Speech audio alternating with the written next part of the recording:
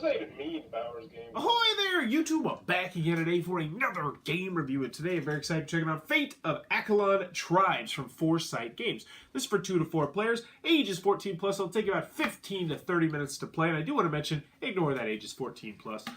This is a modified version of War, a gamery version of War, where you're going to be taking one of 4 asymmetrical tribes and trying to put 30 points of power into your opponent's cemetery. What am I talking about? Let's open it up and I'll tell you what I think about it. Alrighty then, we're going to take a look at what you're going to get inside of Fate of Akalon Tribes. So first and foremost, we're going to handy dandy rule booklet, 15 pages, double-sided, full color, full of pictures, illustrations, examples. Is well done. It should have you up and running in no time at all. It's also a very simple game, so I can teach you how to play it right now. So in Fate of Akalon, you're going to be taking control of one of 4 asymmetrical tribes that will play a little bit different. Each one will. So first we have the orcs, who are all about attack. We have the dwarves down here, who are all about defense. We have the undead, who are all about, well, not staying dead. They're going to be coming up out of your cemetery, coming back to life. And the elves, who are all about card manipulation, discarding cards and peeking at cards, doing things like that. So each player is going to pick one of these tribes. They're going to shuffle them up, and then they're going to place them face down like this. And then you're going to do what's called the skirmish phase to see who's going to go first. So you just flip over a card, you ignore the text at the bottom of the card for the skirmish phase, and you see who has the highest power. So right now, the dwarves have 4 power, the undead have 1 power, which means that the undead are going to decide who is on attack first. Also, the loser of the battle, whoever died, aka the skeletons this time, is going to put their skeletons up here in their cemetery. If your cemetery ever gets to 30 points, then you lose the game. And I'm going over the rules of a 2-player game right now. Now, the axe, this player's card right here, the dwarf's card, is actually going to go into his discard pile. He has not lost this card. This card is out of the game, even though with the undead, it's probably going to rise from the grave. But anywho, there is a difference. Discard versus cemetery, and there's also out of the game completely, which we'll talk about maybe if it comes up. It's in some of the card texts. So next what you're going to do is you're going to draw 5 cards like so. So let's go ahead and draw 5 cards like this. And this player would take a look at his 5 cards and say, you know what, I think I will be on defense first. I'll show you exactly how this works. So whoever is the attacker is going to play one of the cards in their hand. And you're either going to have generally between 1 and 6 cards in your hand. Now you draw up to 5, but the elves have a card that will allow you to draw more cards. So what you're going to do is you're going to be looking at these cards. Some will have text on the bottom. So this one, for instance, has 4 power, but if you're on defense, it actually has 5 power. This one has 3 power, and you get to choose an opposing player. That player is the attacker next battle, no matter what. So on defense, though, you also have 5. So as you can see, lots of card text. Some will not have card text, but they'll just be super powerful. And from deck to deck, there will be definite asymmetricalness on how the game is played. So let's just say he's attacking. He wants to start off strong, so he might bust out his champion right here. He plays this face up. So now the other player is going to react to this and say, all right, what should I play against this level 8?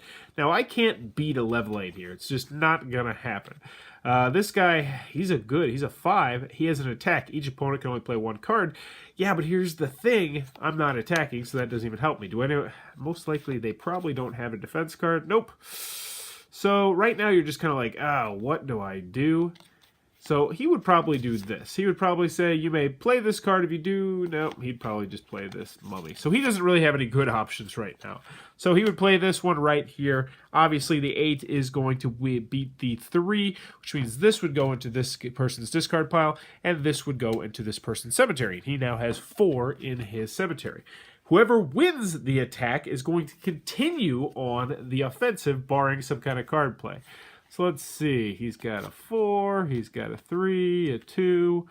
If defeated, place this card in your discard pile instead of your cemetery. So he's like, yeah, I'm looking pretty good. Maybe I'll pass it off. So he plays this 2 right here, armor. If defeated, place this card in your discard pile instead of your cemetery. So even if he loses or even if he wins, it's going to go into his discard pile.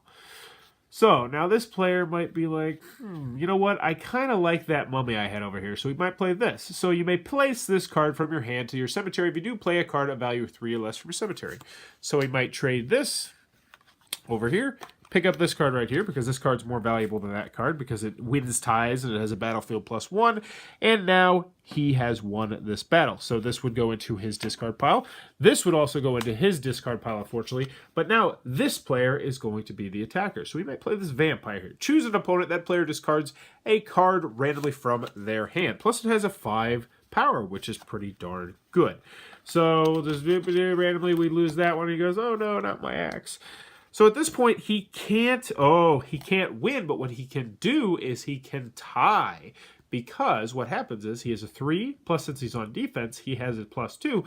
So this would be a 5. What happens when you have a tie, you ask? Well, you both lose. So both of these guys would end up going to the cemetery, which would be unfortunate. So let's put this in his cemetery, start up his cemetery. And as you can see, this guy is, he's not starting off too hot. He already has 9 in his cemetery, but he has plenty of cards that will allow him to take things out of his cemetery.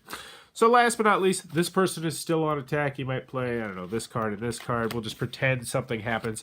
But now what I really want to show you is this player only has 1 card left. This player has 0 cards left, which means he draws back up to 5 cards. Whereas this player does not draw back up because he still has a card. So he has to play that card right there, and he's probably going to get smashed by something that the dwarf plays.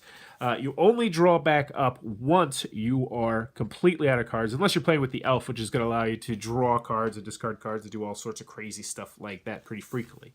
But you're going to continue to go until someone has 30 power points in their cemetery, at which point they will lose the game.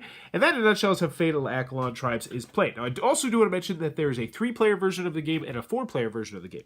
3-player version of the game is going to be a free-for-all, where you're going to have 1 attacker and 2 defenders each round, and you're trying to kill both of them. The 4-player game is actually a cooperative game where you'll be working cooperatively with the person across from you, and you will have a combined 60 you can have in your cemetery. So someone could have, say, 35 in their cemetery, but they would still be in the game because their teammate might not only have 10. But I'll talk more about that in the pros and cons. But that, in a nutshell, is how Fate of Akalon Tribes is played. Alrighty then, Fate of Akalon's Tribes from Foresight Games. What are my final thoughts? Let's go over the pros, let's go over the cons. First, on the con side, game is not going to be for everybody for a couple different reasons. 2 to 4 players, very restricted player count. Also, the game plays very different depending on if you're playing 2 players or 3 players or 4 players. 2 players, it's very just boom, boom, boom, boom, boom. 3 players, you're going to have 2 people on defense, 1 person on attacking. It's definitely a little bit different. And also with 4 players, you're going to have someone who is on your team. And that's pretty interesting there as well. So it does play a little bit differently. Another thing that I do want to mention is that while I like it best at 2 players, there's some cards that are really not as powerful as you might want them to be because they were designed with 3 or 4 players in mind. They come up every once in a while, and it's not a big deal, but it is something that I did want to mention. Now, another comment I have in this game, it's very generic fantasy. Oh, the undead's got zombies and skeletons and ghosts and mummies. Actually, I don't think they're zombies. And vampires. And it's just generic fantasy. There's dwarfs and orcs and goblins and just, It's very generic, which is going to be a turnoff to some people. And the artwork is as such. Another con that I have with this game is that I worry about the legs of it. I really do. I'm going to go on and I'm going to tell you that I like this game and I think it's a solid game. But one thing that worries me about this game is that there's no deck building aspect to this game that could give it longer legs. With this game, you're going to select a deck and that is your deck. You're going to play with that deck and you might want to play with it again and see like, oh, I think I can do that a little bit differently. Maybe I'd do that better. But after that, there's not really too much you can do with that deck. You can play with the other decks, be like, all right, I'm going to try out one of these other decks. Be like, oh, that plays different. That's cool.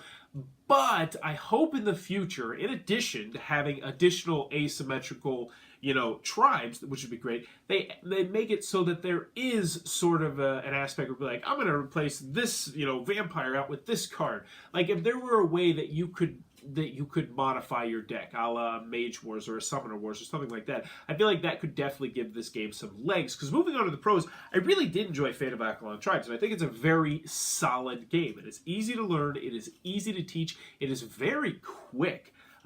Honestly, once you know what you're doing, it's just boom, boom, boom, boom, boom, boom, boom, boom. You probably finish one of these games in about 10-ish minutes, maybe 10, 15 minutes. Because it's just really simple. It's just, oh, I'm attack, here's the attack. Oh, I'm on defense, I'll play this card. Boom. who put that in the cemetery, put this in your discard, rinse, wash, repeat. And I enjoyed that. I enjoyed the ebb and the flow of this game. I enjoyed the back and forth aspect. I enjoyed how there was a lot of different text on the cards that would do different things. And this is definitely one of those games where you're probably not just going to play it once and then never play it again. I feel like this is one where, at a bare minimum, most people are probably going to play it 4 times. They're going to want to experience each of the different tribes to see how they play, which is good. You know, so small box, I enjoyed the game. Is it going to amaze people? Is it going to be wowing people? Probably not, but I think it's a rock solid game that I can recommend if you're in the market for a 2 to 4 player, simple-ish game, maybe for a filler game if you hit 2 to 4 players, definitely as a family game. I think this could be a great family game, and also if you're one of those people who doesn't mind taking games out of boxes, this has an incredibly small it doesn't take up much space at all. The box itself is small, which I do appreciate. And also, I'm pretty sure you could fit 4 more tribes in this box, no problem. So overall, Fate of Akalon's Tribes, I enjoyed it. If you're in the market for a 2 to 4 player light game, this is definitely one you might want to check out. It's got some asymmetricalness, which is, you know, I enjoy that as well. If you enjoyed this video, please be sure to click on that subscribe button down below in the comments below. Let me know if you had a tribe to control in your life. Would you want undead? Would you want orc? Would you want elf? Or would you want dwarf? Oh, that's a tricky one. Orcs are definitely out the window. I don't think I want orcs. I don't think I want undeads. They probably smell pretty bad. So it's between dwarves and elves. I feel like I would want elves, because with elves, you know, I'm assuming that we're doing this in the 21st century in just real life and you can just hang out with these people. I feel like elves would be less easily recognized. Like if you walk around, you know, if you go to Chuck E. Cheese with an elf, wow, Chuck E. Cheese, that's the one that I came up with. If you go to the mall with an elf, you know, as long as they wear a hat, cover up their ears, they just look like a regular person, a beautiful regular person, but still a regular person. Also, you know, I imagine if you were the leader, you could probably date a couple of them. And clearly, I would much rather date elves than dwarves or orcs or undead, even though I think it would be cool to have an orc girlfriend. That'd be pretty awesome. Don't tell my wife about that, though. But this just went off the rails completely. Let me know in the comments below. Which would you rather be the leader of? Dwarves, orcs, elves, or undead? And as always, thanks for your time, YouTube.